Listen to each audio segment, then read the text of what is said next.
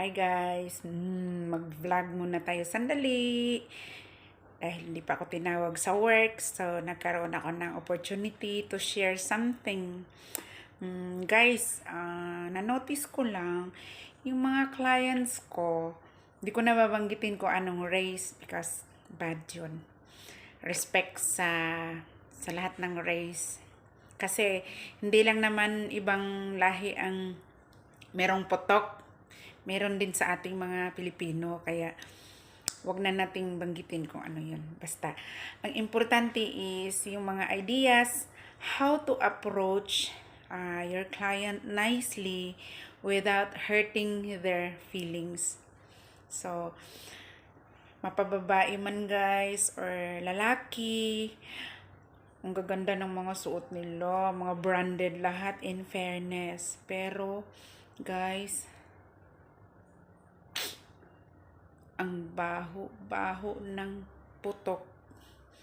Kaya sabi ko, hi ma'am or sir,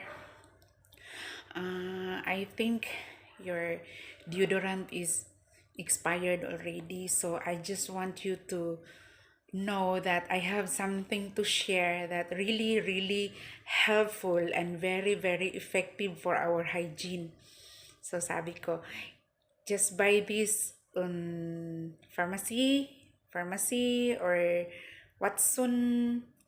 May membership naman, makaless ka ng 70% or no, 30% or 5% if member ka ng Watson.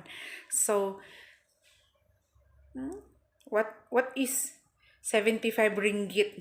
Pero sa Pinas to guys, 1,000 na to guys. Diyan. Mahal talaga dyan sa Pinas, pero 99.9% powerful to kill bacteria. So every night lang to siya gagamitin.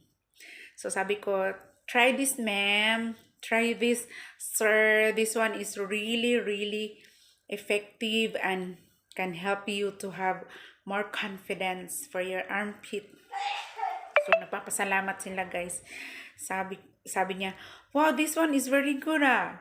Sabi ko naman, yes sir, yes ma'am. Ganda yan. At saka, daytime, pwede nyong itry to cream. Papahid nyo lang.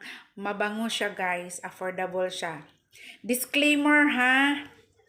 This is not sponsored by any company.